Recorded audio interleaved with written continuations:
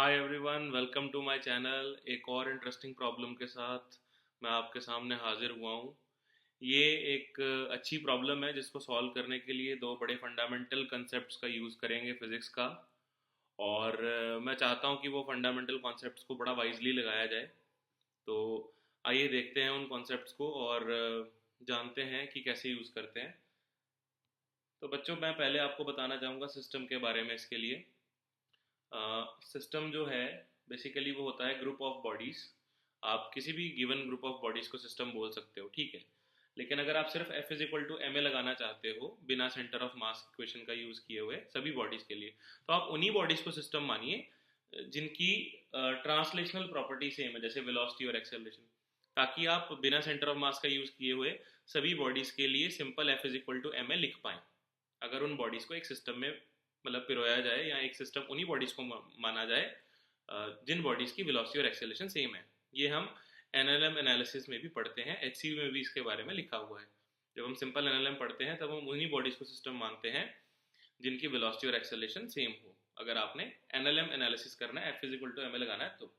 दूसरा, आप सिस्टम पे ना केवल एक्सटर्नल फोर्सेज बनाइए, क्योंकि एक्सटर्नल फोर्सेज में मोमेंटम चेंज कर सकता है। और F is equal to M A में आप केवल एक्सटर्नल फोर्स बनाइए। सर, एक्सटर्नल कौन से फोर्स होते हैं एफबीडी में? मतलब जिनका थर्ड लॉ पेयर सिस्टम में ना हो। जैसे मान लो मैं तीन बॉडीज लूँ, तीन बॉडीज को एक सिस्टम मानूँ, तो उनमें आपस में लगने वाला जो नॉर्मल होगा, एक्शन और रिएक्शन दोनों बॉडी के अंदर ही होंगे, सिस्टम के अंदर ही होंगे, तो वो इंटरनल फोर्सेज होंगे।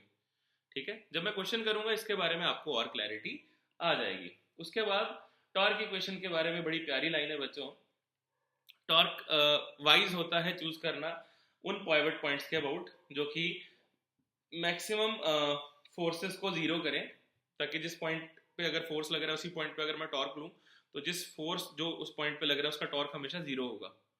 तो दूसरा, अनइंटरेस्टिंग फोर्सेस का टॉर्क जीरो करना हमेशा वाइज और बेनिफिशियल रहता है। अनइंटरेस्टिंग का मतलब ना वो पूछे गए हो ना आपको बताने हो।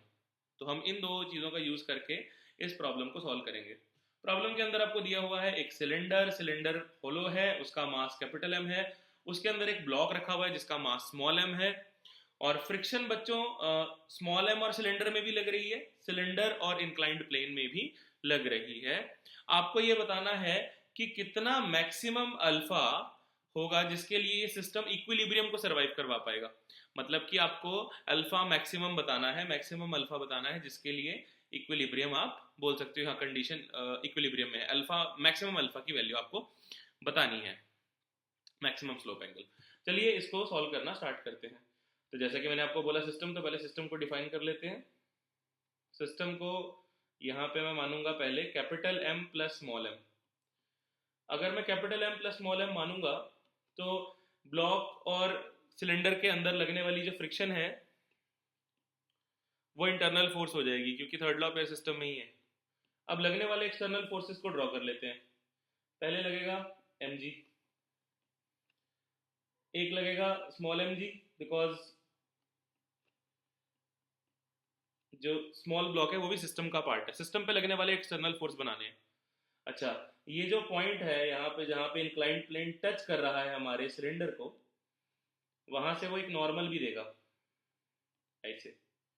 और फ्रिक्शन भी लगेगा यहाँ से, क्योंकि कोई भी सरफेस यहाँ पे स्मूथ नहीं है, तो ऐसे फ्रिक्शन भी लगेगा। और दोनों ही फोर्स, नॉर्मल और फ्रिक्शन, अनइंटरेस्टिंग है। तो मैं टॉर्क इक्वेशन यूज करना चाहूंगा और मैं इस जो पॉइंट है, लेट से ये पॉइंट जो है दैट इज पॉइंट पी के अबाउट टॉर्क लिख के उसको जीरो करना चाहूंगा। अब जो एंगल है वो मैं एक बार बना लेता हूँ। एक यहाँ से लाइन ज्वाइन करते हैं बच्चों। देखिए, अब ये एंगल जो है वो हमारा होगा अल्फा, क्योंकि ये इंक्लाइंड प्लेन के साथ टच हो रही है लाइन, क्योंकि एंगल ऑफ इंक्लाइंड प्लेन भी अल्फा है। अब ये जो सर्कल है, यहाँ क्रॉस सेक्शन सर्कल है, उसका रेडियस आर है। तो ये वाली साइड होगी आर साइन अल्फा। दोनों फोर्सेस के बीच का जो टोटल डिस्टेंस होगा, अच्छा ये एंगल अगर अल्फा है तो साथ वाला एंगल कुछ थीटा मान लेते हैं। तो टोटल ये वाली साइड होगी R sine theta plus alpha. इस साइड को बोल लेते हैं डी। तो अगर मैं लिखता हूँ torque about point is zero, torque about this point P is zero, तो एंटी क्लॉकवाइज और क्लॉकवाइज टॉर्क बराबर होंगे। मतलब जो mg का टॉर्क होगा अबाउट पॉइंट P, वो होगा mg का फोर्स इंटू परपेंडिकुलर डिस्टेंस, मतलब ये r sin alpha that will be equal to that will be equal to small mg का एंटी क्लॉकवाइज टॉर्क इंटू ये वाला डिस्टेंस d। अब d की वैल्यू क्या है, mg r sin alpha is equal to small mg into d की value है r sin theta plus alpha minus r sin alpha, मतलब बड़े में से छोटा माइनस कर दिया।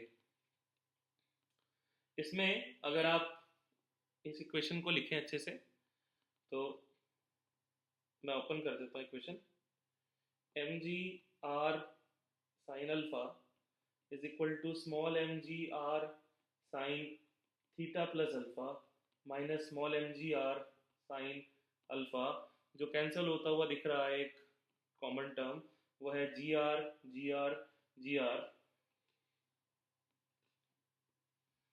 स्मॉल m को इक्वेशन के इस साइड ले आते हैं, यहाँ पे capital M plus small m sine alpha हो जाएगा आपके पास small m into sine theta plus alpha, और यहाँ से आपके पास जो साइन अल्फा आ जाएगा वो आ जाएगा small m upon capital M plus small m times sign of theta plus alpha.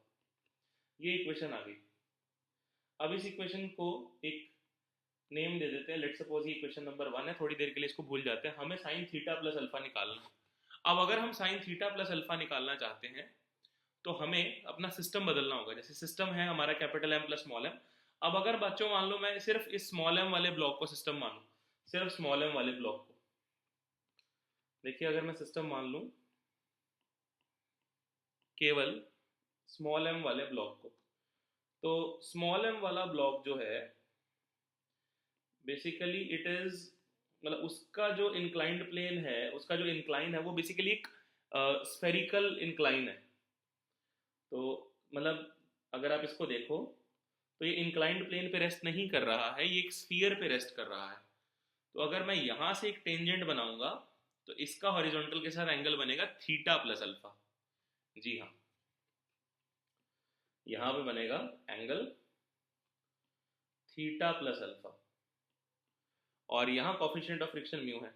अब ये मैक्सिमम एंगल है, आप तो इसको एंगल ऑफ रिपोज मान सकते हो, सिचुएशन मैक्सिमम एंगल के लिए डिफाइन की गई है, तो आप ये बोल सकते हो कि tan of this theta plus alpha जो है इट विल बी म्यू। ये कंडीशन होती है स्लिपिंग की, मैक्सिमम एंगल मतलब जब लिमिटिंग फ्रिक्शन लगती है। तो अगर एक ट्राइंगल जिसमें कि आपको ये एंगल थीटा प्लस अल्फा जो है इसका tan थीटा म्यू दिया हुआ है, तो ये ट्राइंगल का परपेंडिकुलर म्यू और बेस जो है वो आप 1 मान सकते हो। तो हाइपोटेन्यूज हो जाएगी under root 1 plus mu square, तो यहाँ से आपके पास साइन थीटा प्लस अल्फा हो जाएगा, परपेंडिकुलर अपॉन हाइपोटेन्यूज वो होगा mu upon under root 1 plus mu square.